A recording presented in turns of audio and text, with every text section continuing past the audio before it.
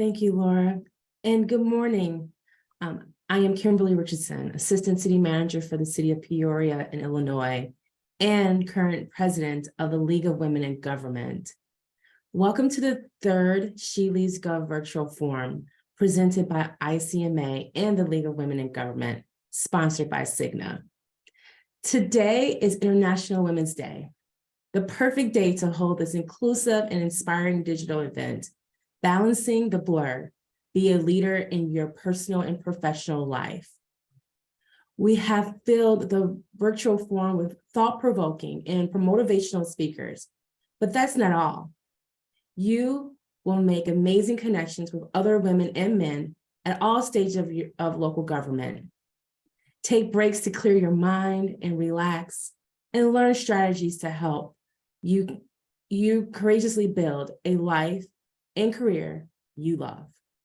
Whether you are a student, one entering the profession, or a seasoned manager, we hope today you will be inspired to strengthen your resiliency to personal and professional goals amidst the challenge and changing pandemic. One last thing, who's the League of Women in Government? The League of Women in Government is a primary affiliate group of ICMA representing women in local government. We serve as an umbrella organization to support local and statewide organizations that advance women to local government leadership. To learn more about the League and to sign up for our monthly newsletter, visit leagueofwomeningovernment.org, and we'll make sure to put that in the chat. I want to leave you with one thought, food for thought, on this Women's International Day. If women make up more than 50% of state and local government employees, and more than 50% of Masters of Public Administration graduates are women, why are there still so few women in executive leadership roles? Something to think about.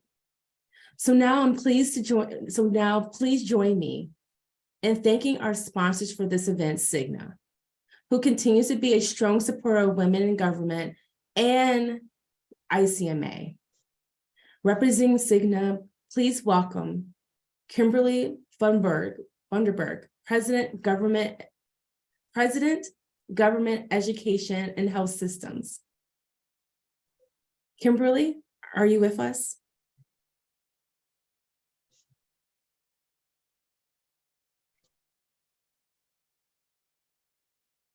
Give us a second as she joins us. She is experiencing a difficulty at the moment, but we would like to take this time to thank SIGNA for their sponsorship of SheLeadsGov, not only today on International Women's Day, but also throughout the year and at the annual conference, in ICMA annual conference, where they support the SheLeadsGov luncheon and other sessions focused on the health and vitality of those that they serve. And as soon as Kimberly gets back, we will have her do her introduction and welcome on behalf of SIGNA. And it looks like she is here. Just one moment. We so appreciate your patience today.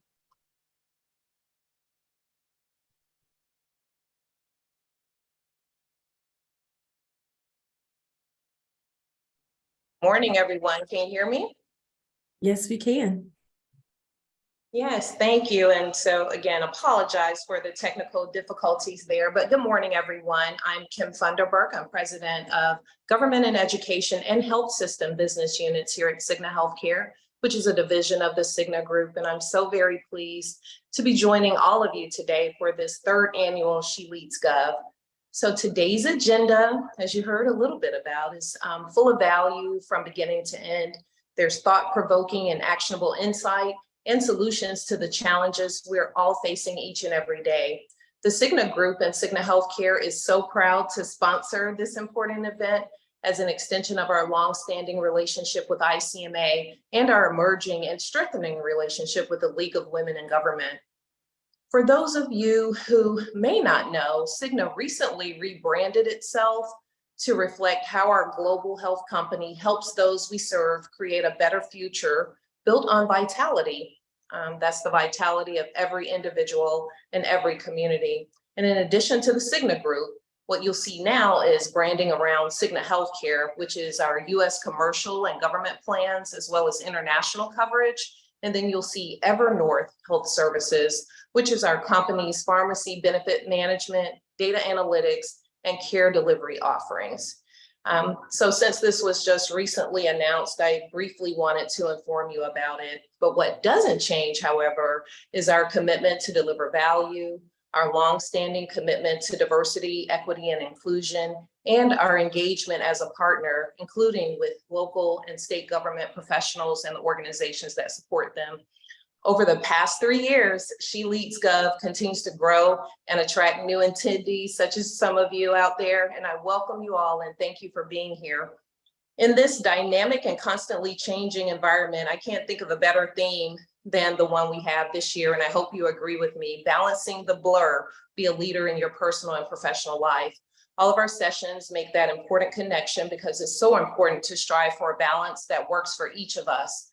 My personal insights about the theme: as a female leader, I continue to seek the right balance. How can I be engaged and productive at work and meet the needs and commitments of my responsibilities to my family and, frankly, to myself?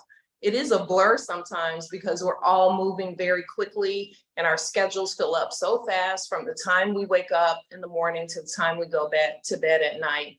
And it's critical to maintain that personal health and vitality, which makes us more engaged and productive, whether that's in our family and personal interactions or in professional decision-making, planning, and execution.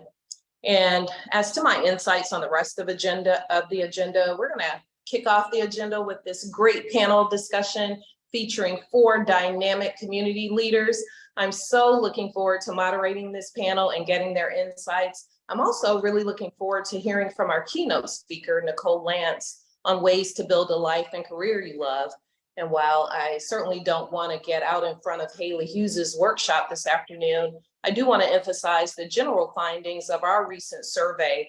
Most Americans, most is 82% in fact, fall in the low to medium vitality categories. Life stage, gender, community density, sexuality, and income are some of the factors by which vitality varies. Just as unequal challenges and circumstances result in well-documented health disparities, there are also notable disparities in vitality as well. So thank you again. Thank you all for being here. I believe you'll leave with the feeling that this was a valuable learning and networking opportunity on this International Women's Day. And so now it is my great pleasure to kick off the panel and welcome our 4 panelists. So why don't we start with you, Jennifer? Jennifer May is the Deputy City Manager of Sugar Land, Texas. Jennifer? Hi, good morning. I'm Jennifer May, Deputy City Manager for the City of Sugar Land, Texas. I have been in the ACM and deputy role for almost 6 years and with the City of Sugar Land for almost 17. Started as a management assistant straight out of grad school with our organization in 2006, which for this panel means I've experienced work-life balance throughout a variety of levels within our organization and across a lot of years of our own organizational perspective evolving on this topic. And the other thing is I've also experienced it throughout many different life stages of my own, including some really hard personal years where work was what was incredibly life-giving in the midst of a lot of pain and hard times. And so I'm really excited to be here today to talk about this important topic. And I'm grateful for all of the hosts and sponsors and panelists for creating the space for this conversation. Very good. Thank you so much, Jennifer. So next we'll hear from Natasha Colebrook-Williams, who's Assistant City Manager at the City of Miami. Natasha? Good morning. First, I want to start with saying thank you. Thank you for the opportunity to take part in this discussion and being a part of this panel. And thank you to the sponsors. Just a little bit about myself. I have an extensive background as a professional in both local and nonprofit, spanning over 2 decades in the areas of leadership In addition to that, in January 2021, I was appointed Assistant City Manager for the City of Miami by Art Noriega. As Assistant City Manager, I serve as Chief of Operations and oversee several multidisciplinary departments, which include code compliance, human services, general services, administration, innovation and technology, parks and recreation, and solid waste. Departments that gravitate to the community. They're the everyday services that our residents are depending on, and there's constantly a need for us to up our services. So that is definitely a demand on my work-life balance. In addition to that, for an executive team of 6, which is made up of the city manager, 2 assistant city managers, a deputy city manager, a chief of staff, a fire chief and a police chief. I'm currently the only female as part of that team, which creates another dynamic that I have to say has worked out to be very good, but it also puts me in a place where I have to be vocal and also show some vulnerability sometimes, but nonetheless it's working out. And all of that, I have to say my greatest blessings are my children that call me mommy. And my husband and I are constantly working to build a life of quality for our family. And we pride ourselves on making sure that we do our very best in our workplace, but not forget the value of family. Very good. Thank you, Natasha. So we'll go on to Stacey Rogers, who's the County Administrative Officer for Baltimore County Government. Stacey.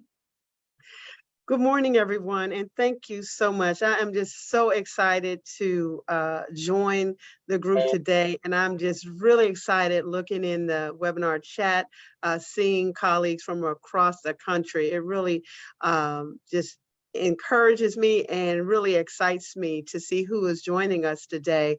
Again, I am Stacey Rogers, and I have the honor and pleasure of serving as the County Administrative Officer for Baltimore County, Maryland.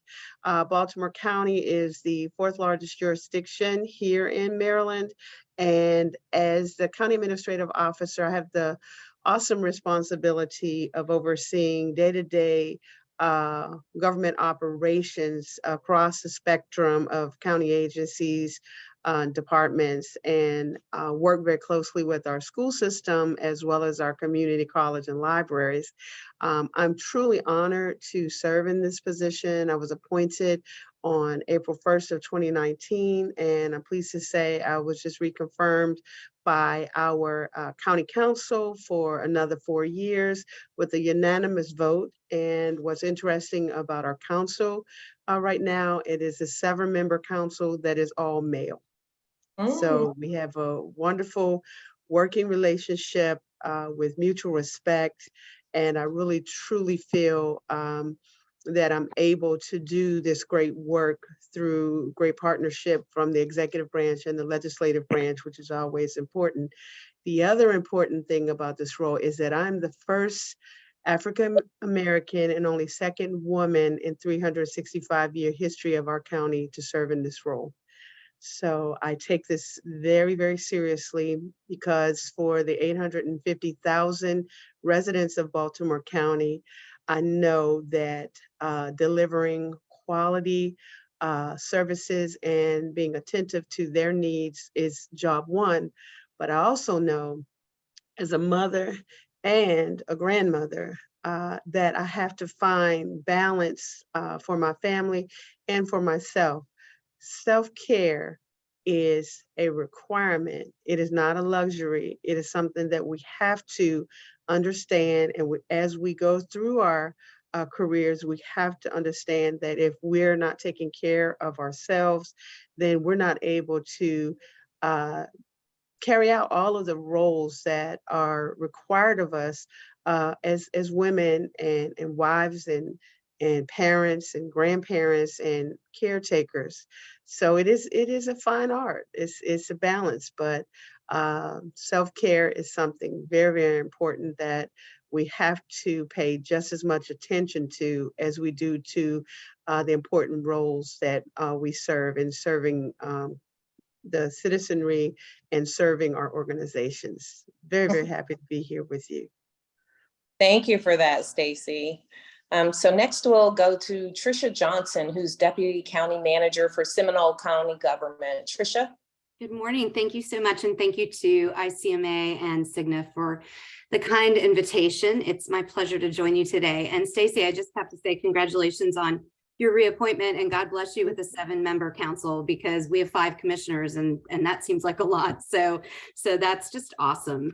As Kimberly mentioned, my name's Trisha and I'm Deputy County Manager for Seminole County Government. We're about 20 miles north of Orlando. So here in Central Florida. So hi to all the Floridians that I see joining the chat. I have been in this role since 2019. Prior to that, I oversaw various functions of the county that were primarily external affairs, which I continue to oversee now. That's community relations, legislative affairs, media relations, economic development, tourism, and our organizational excellence team. In the last 15 months, however, we have had an interim county manager. Our county manager moved on to be president of our local airport, which was wonderful for her, but we had to step into interim roles. So I've also overseen our resource management department, which is primarily budget, as well as our fire department and leisure services, which is parks and recreation and natural lands. So I don't think I really truly understood the meaning of work-life balance until the last 15 months when we had an interim county manager who was also our county attorney, and we all stepped into larger roles for over a year. So I'm very thrilled to share we have a new county manager who joined the team a few weeks ago, and he is just fantastic. But it's my pleasure to join you today, and I look forward to hearing what my fellow panelists have to say and learning from them as we talk about all these great work-life balance and how we manage stress and so forth. Absolutely. Thank you so much. Thank you, Trisha. As our environment continues to change, it's so important for us to take a moment and determine what we need to do to keep ourselves healthy and engaged. You heard some of that from our panelists through their introduction. And so we created today's panel to provide insights from local leaders on a number of important topics. And we're going to start just with that, with work-life balance, why it's important, and what it means to each of our panelists. And I think I'm going to go in alphabetical order for this. I think it's such a critical and important question. I just want to hear from each of you. Why is work-life balance important, and what does it mean to you? So Jennifer, I'll start with you.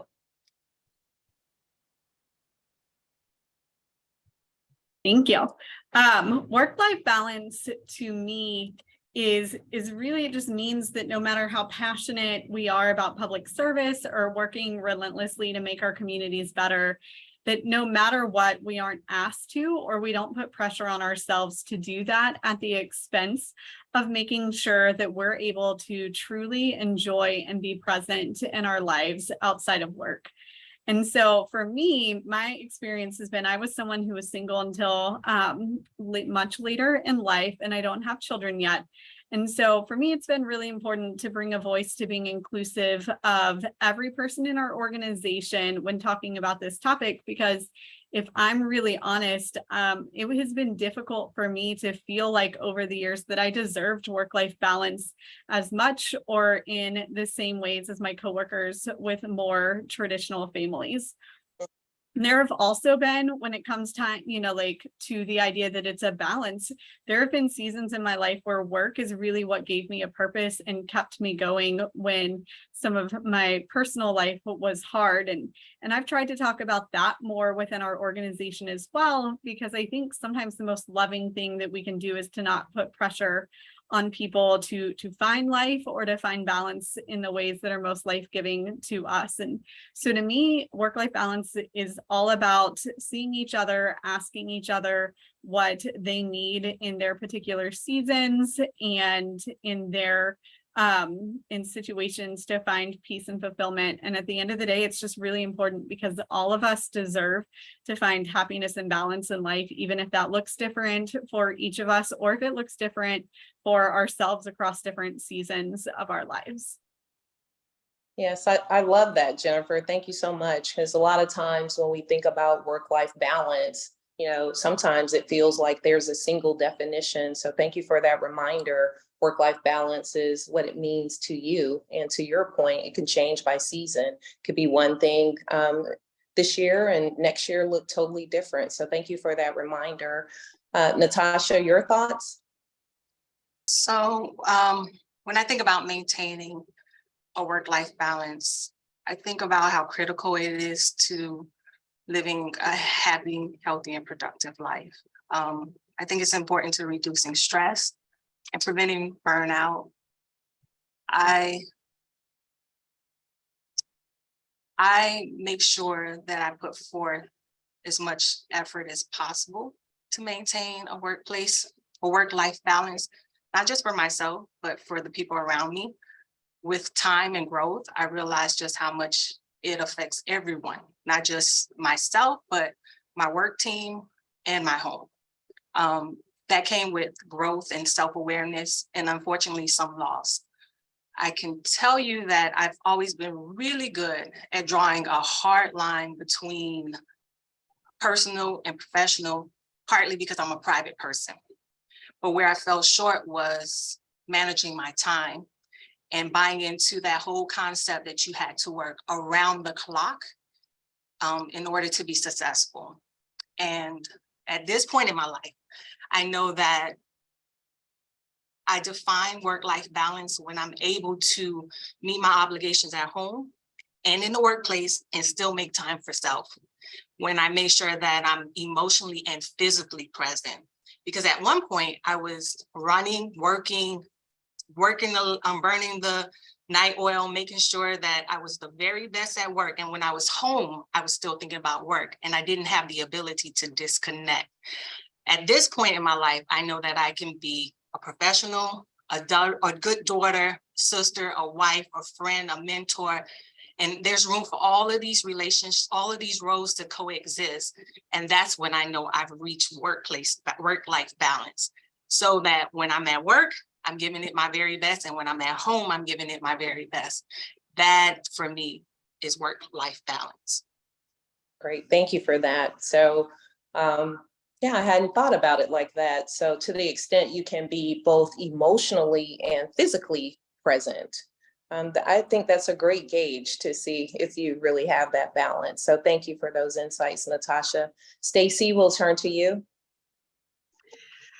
Well, I'm going to speak truth to power on this. I haven't done a good job at work-life balance. I had to learn the hard way. I'm an acknowledged workaholic, and that has caused challenges in life, but also the impact that it has on you. Because if you're giving 100% constantly, then you're not doing a good job at quote unquote work-life balance. It has been hard for me to disconnect, but I think what happens over time in your career, because I'm at year 38 in all of this, I have less life ahead of me than I have behind me. I have less career ahead of me than behind me. So it all has to be ultimately the best. So I've had to learn the hard way, and that's okay. It's good that you reflect on where you've come from, where you are, but where you want to go. And my physician, who I have a wonderful working relationship, he said to me one day, Ms. Rogers, I just want to talk to you from a personal perspective, because as your physician, I admire you, but as your physician, I'm concerned. He said, so I want you to begin to think about self in this manner. Self-care is not a selfish act. Self-care is self-preservation. It's an act of self-preservation, because if you don't take the time that you need, if you find yourself rescheduling doctor's appointments because there was a meeting that was put on the calendar, you've got to focus on self. And it goes back to the old adage of, if you're on an airplane, you've got to put on your air masks first before you can help others. So I really began to focus as I hit my 50s, and medical issues began to show up. And I'm saying, well, why is this happening? And my doctor's saying it's because you're trying to balance work and life. It's not always going to be a balance. This notion of work-life balance is a little bit of a panacea, because it's not going to always be a balance. You might have to give a little more at work sometimes because of maybe seasonal things. For me, for example, during budget season, we know that we have to work more hours. We know that we're going to work a few Saturdays because we're on a finite time frame. However, after that, it's time to exhale. I always try to plan some time off right after budget season. I'm really proud of the work that we do during budget season, but we work 10, 12 hours a day to get it done because we only have so many hours in the day. And I encourage my staff to do the same. You know, it's like it's like the geese, you know, when they're flying, that lead geese has to drop back every once in a while, and the one of the other geese take the lead. So it's an emotional thing too, because as women, we feel like we have to demonstrate that we can handle it all. But if we're not taking care of ourselves, if we're not ensuring that we're getting the proper rest, nutrition, hydration, which is a big thing. Are we drinking enough water every day? Do we have a good medical care team that you feel comfortable with? Because healthcare is not a monologue, it's a dialogue. And I think the more we can engage and have options, and that's why, you know, Cigna is really great. The whole movement toward telehealth definitely helps me. I didn't think I would like telemedicine or telehealth, but when I use telehealth options to get in doctor's appointments and, you know, at least keep up with medical appointments from that side, and then go in for my traditional blood work, etc., I'm able to do for myself what I need to do. But I encourage you all, as you go through your career, stop and think about, what do I need to be the best that I can be for all of the parties that depend on me, or I have designated my responsibility, because we as women, we take on more and more and more, but we don't let go of anything. So you have to have those whole conversations with self first. Have a good care team. Talk to your family about, okay, we're coming into budget season. You know, my grandchildren are you know, my focal point at this point in life. So I have to share with them, you know, Grammy has to work. They understand. They've been they've been to my job. They understand what I do. They tickled me. They came to my confirmation hearing, and one of the little ones said, "How long do we have to stay here? Because this seemed like this could be long." So, you know, balancing, so they understand what I do at work and why I'm not with them. And in my testimony, I did state that I thank my family for their flexibility in allowing me to be away in order to do my job. So that dialogue with family, that dialogue with work, setting boundaries, because you have to do that. But most of all, that dialogue with self about, some days I have to say, I got to get up out of this chair and leave. It's going to be here tomorrow. Encouraging myself to just stop and go home. It's 8 o'clock at night. Everybody else is gone. Why are you still here? So I have lots of conversations with self. Very good. What I will always remember, what you said there is from your physician, self-help is not selfish. So ladies out there, self-help is not selfish. It's all about self-preservation.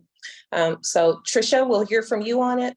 Sure, and I will say that the three panelists really touched upon all the things, right? I think there is no perfect work-life balance. We have to be realistic about what that looks like.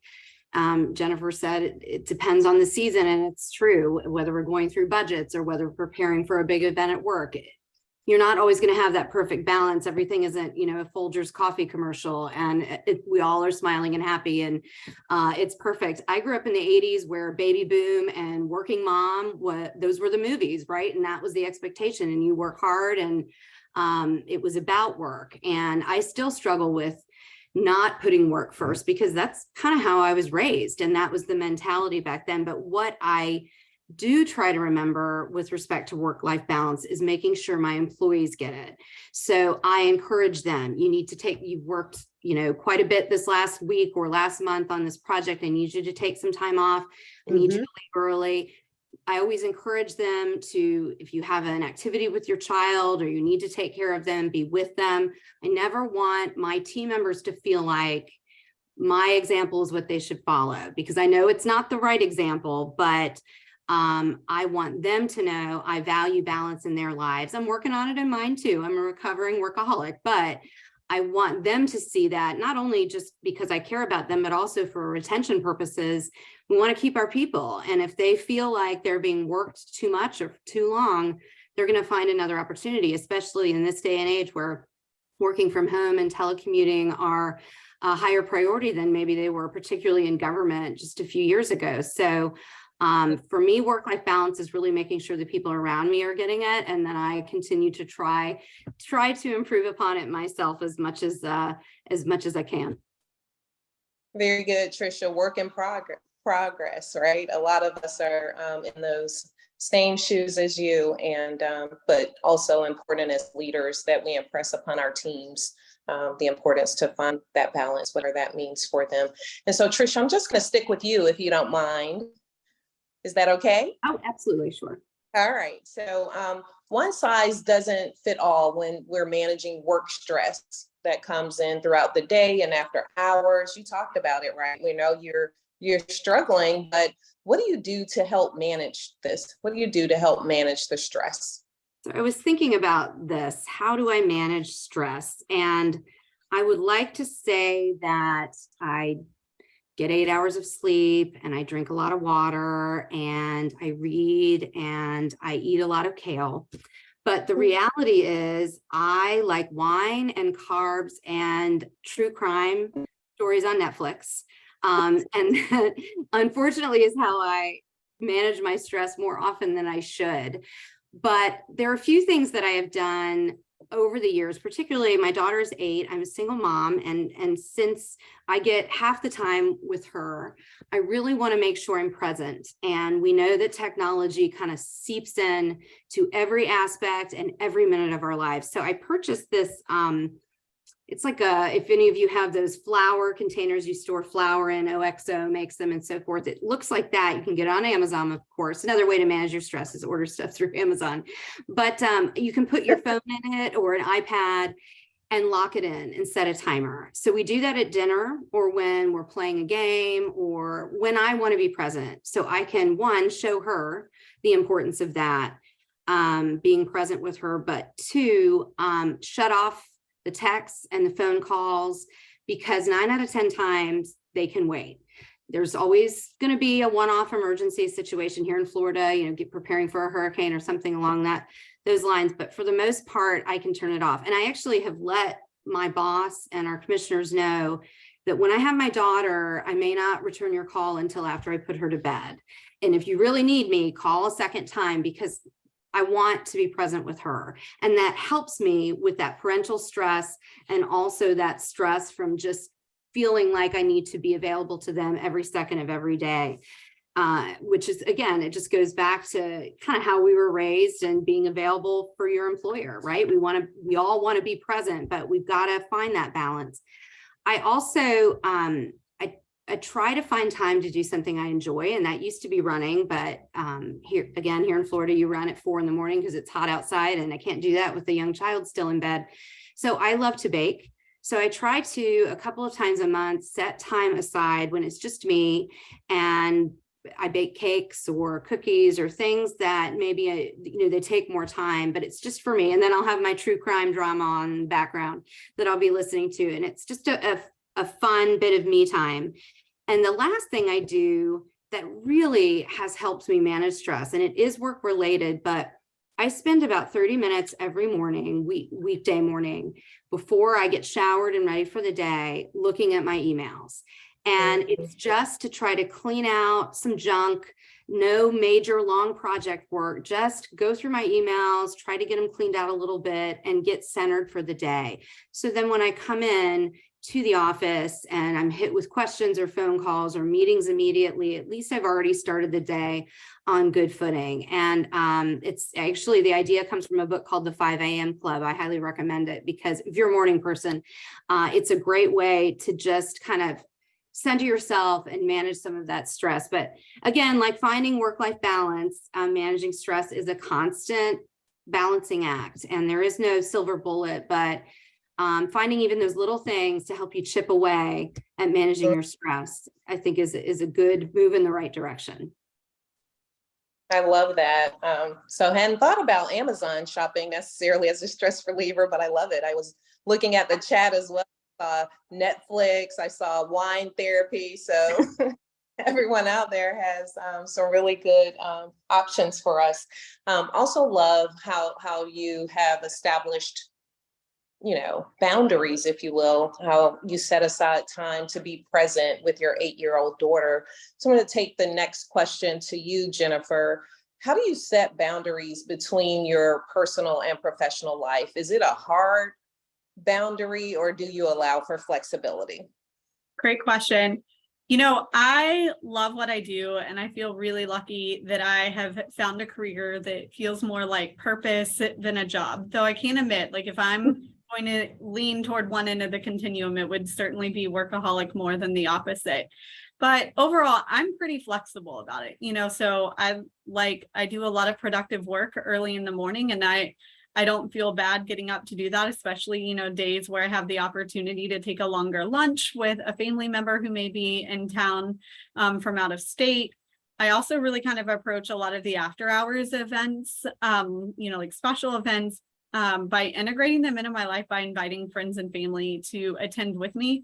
And I don't beat myself up when, inevitably, if I'm out driving around the city, going to a grocery store or anything, I'll have big picture work thoughts, and none of that really bothers me or feels like an imposition.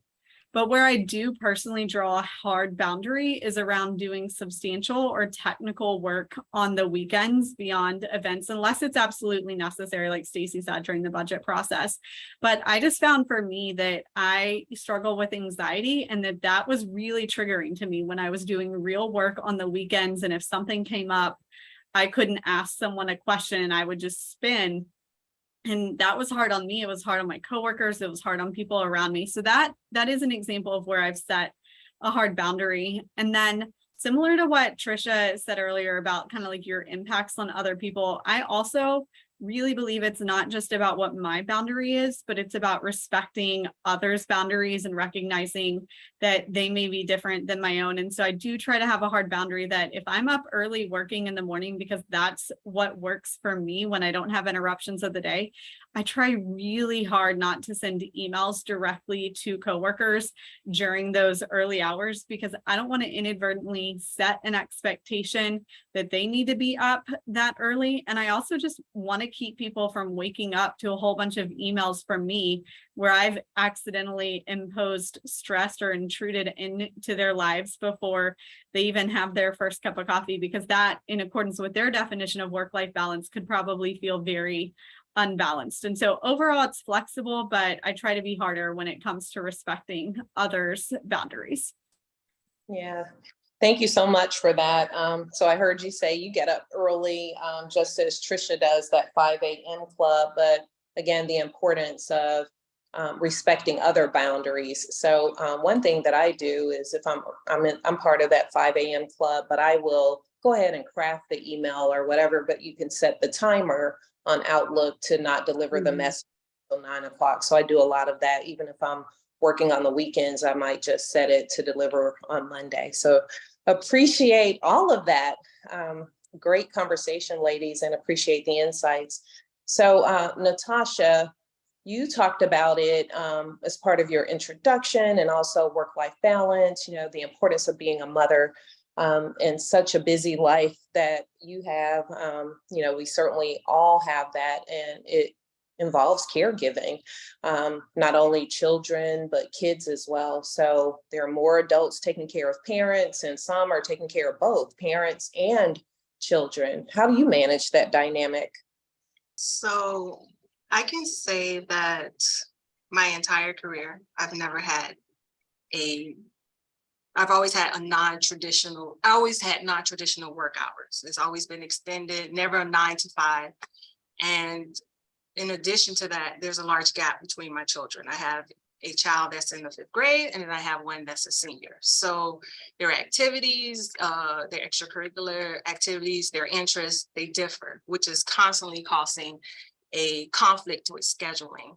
And we've taken a lot of steps to make things practical. We share calendars.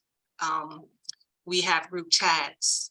Anyone can add an event or even block time for pastime on the calendar. And what this does, it manages expectation.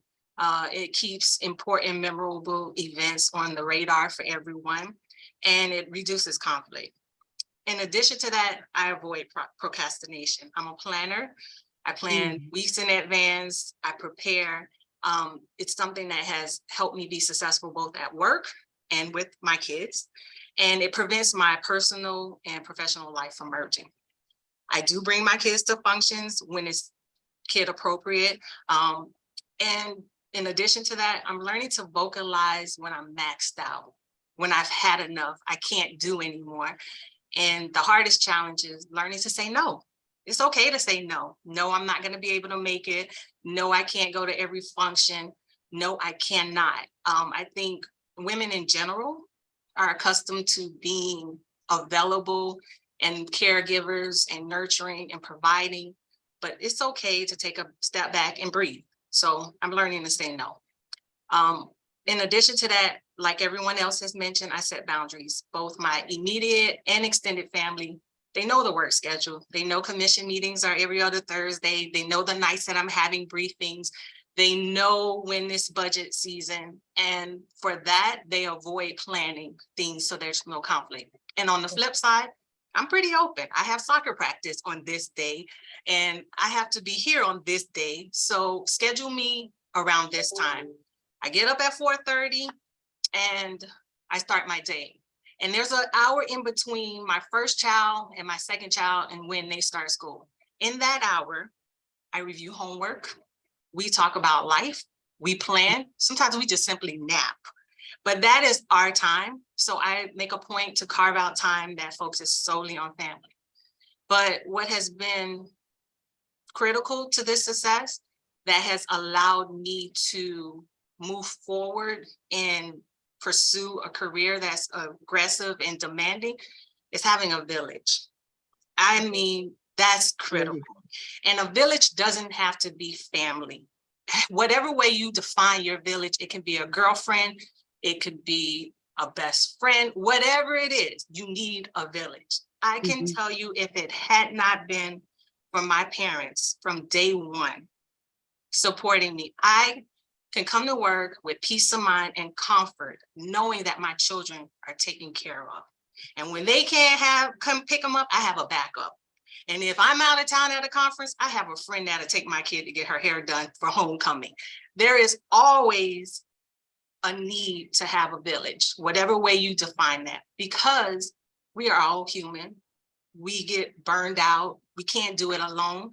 And I made mention earlier that you sometimes have to show that you're vulnerable and ask for help. And that doesn't make you less than a woman. And I think all of us have demonstrated that because you're here, You've elevated your career. You're doing well. You're making a difference.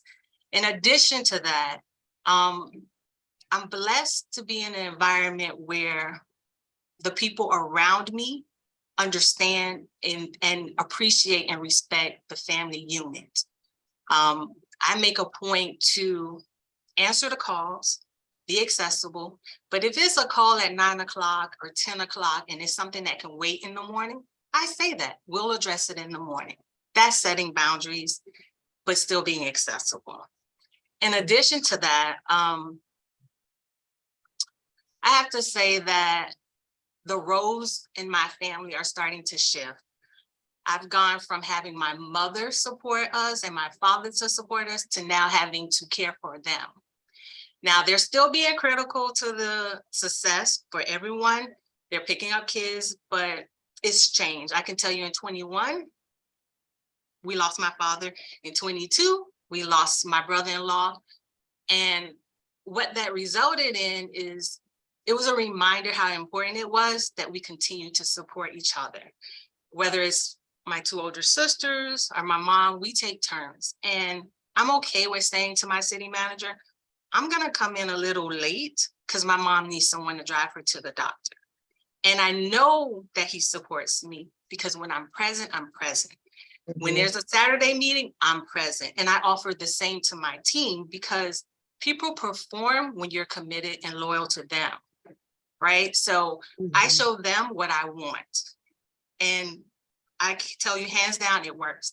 And lastly, I put in the work to maintain my peace and calmness. That comes to people differently. It may be exercise, it may be meditation. For me, it's prayer, reflection. And I do that when I lay down and when I wake up, because being in government is never boring, as you all can relate to. And the challenges come. And if you're not spiritually grounded, then you open up your door for destruction. So prayer is important to me. Maintaining a strong, intimate, and personal relationship with God has definitely taken me a long way. And I remind myself that my children are watching, having two daughters, how I manage my life. So I'm doing my very best. Sometimes I fail, but I keep trying. So that is how I'm managing being a mother, being a daughter, and being a professional. Very good. Thank you, Natasha. Just so much to unpack there. So much good information. And I see the chat blowing up when you were talking about learn how to say no. And I think that is so important to work-life balance, to managing stress. And I feel like, you know, as women, we want to, it's just in our nature to try to find a way to do it all. And sometimes it's just not possible. And we definitely have to learn how to say no. So I appreciate all of those insights. But Stacey, I'm going to turn in a slightly different direction. You mentioned it at the outset of your introduction as well. And all of you here, you know, this is a male-dominated business industry that you're in. So I admire the great work that you all have done, and everybody on the call as well. But so Stacey, talk to us a little bit about how you navigate being a leader in this traditionally male-dominated industry, if you will. Thank you, Kimberly, but I have to give one little comment on that last segment. And it has to do with a position that we took. This is a cultural position within the government, and this was coming out of the pandemic. This is when we first began to come back in person. We had our traditional retreat to look at our past performance for the year and then our performance going forward. But we took a little different spin with the executive leadership.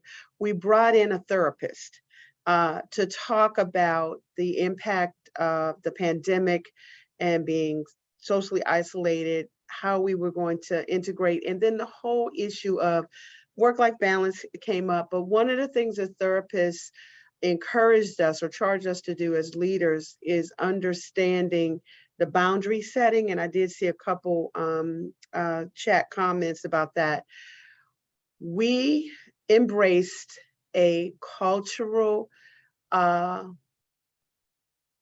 agreement, if you will, a cultural agreement in the leadership that we're not going to apologize when we have to when we can't keep a commitment or whatever. We're going to say what it is and accept that the team will understand that. Meaning, if you're sick, you know how we write, oh, I'm so sorry, I'm not able to come in today.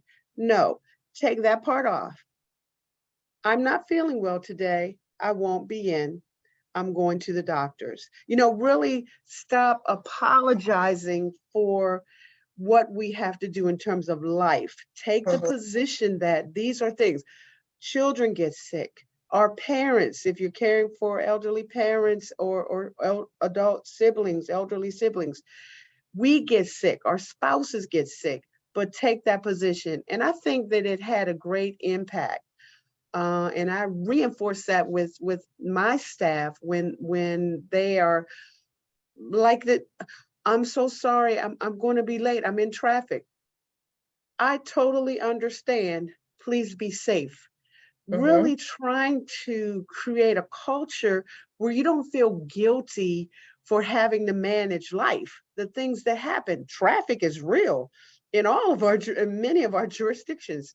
So back to the balance in this, how do you navigate, if you will, in a male dominant industry, particularly in industries that have not been used to having a female sit in this seat. That's been a really interesting journey, I will say, a journey in cultural awareness. I think an awakening or realization that there's implicit bias that exists that we have to work through, and we have to work through it in a way that people get beyond that. I'm an African American woman in this seat and understand how I do business. But I always maintain my standards of excellence. I always maintain my cool. I have to, no matter how it's coming on me or coming at me, this is how I'm going to respond. And sometimes it's very difficult because from a cultural perspective, the way women and men operate is different. I manage a lot of this stress that you feel in these jobs, the same, Natasha, the same, through my spiritual convictions, through my convictions first to who I am as a person and whose I am. Because I'm going to always treat people with dignity and respect, no matter how they treat me. And there have been times when I have not been treated respectfully.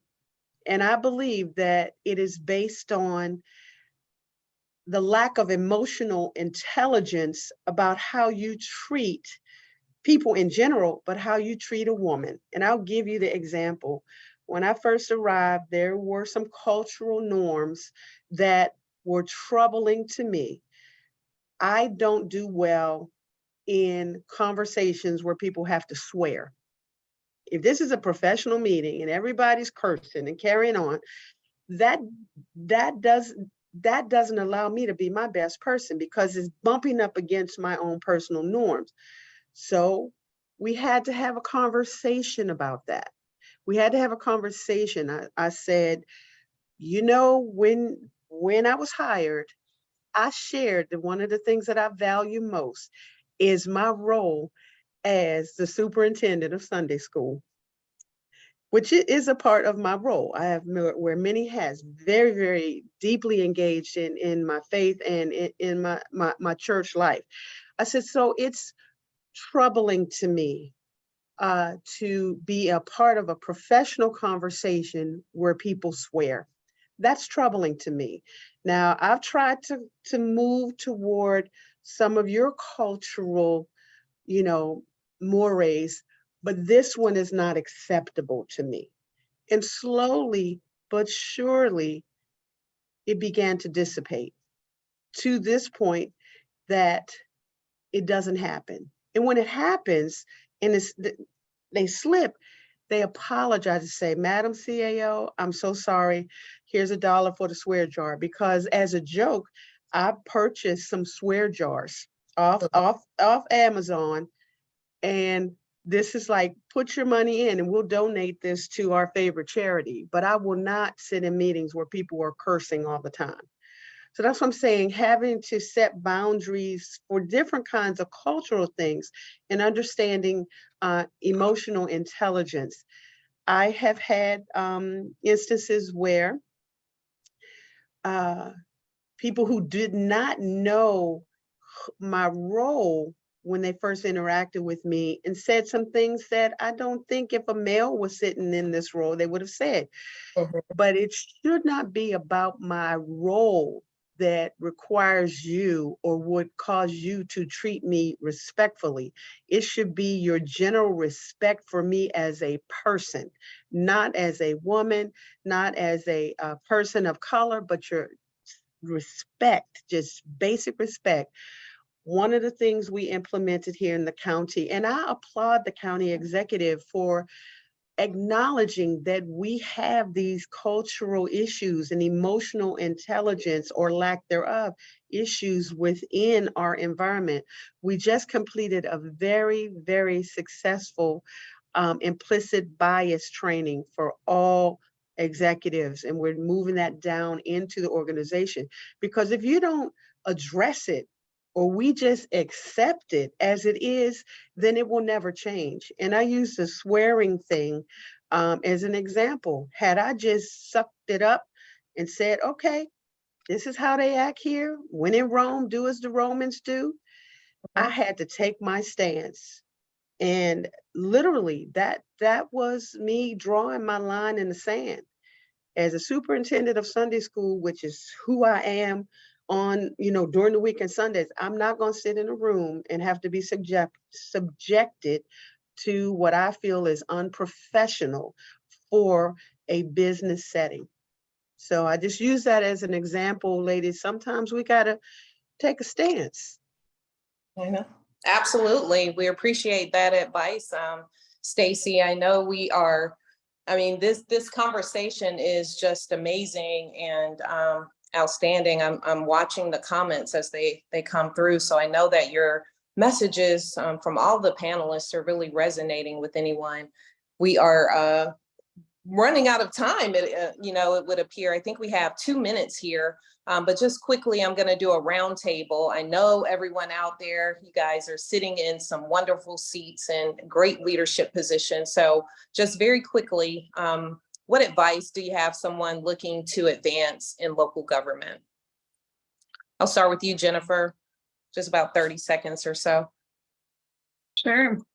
I would just say find a position that you love, because this can be a really hard profession with a lot of demands, and it's so much easier when you love what you do. And I think, again, Stacey mentioned this, that like when you're in a hard season of work, whether it's a budget season or a major project, to know that it doesn't last forever and that it can be fulfilling, especially if you take that moment, like she said, to exhale on the back end and set those boundaries. I'm a big believer in travel and vacation and doing all of that. And so with that, I would just say, most of all, be intentional about what you want out of the life part of the balance or the integration, and make sure that you think about how to work your work dreams around other dreams as well, and just not compromise on the most important things, but find a position you love. And I think that helps a lot of it. Great. Anything else from any of the other panelists? Tasha, Natasha, Stacey? I would say, just from the standpoint of day-to-day life, pursue your passion. There's there's a little test you can take that talks to you about what are you passionate about, what makes you happy in your life, not just your job. I mean, we have to find ways to say what makes us happy.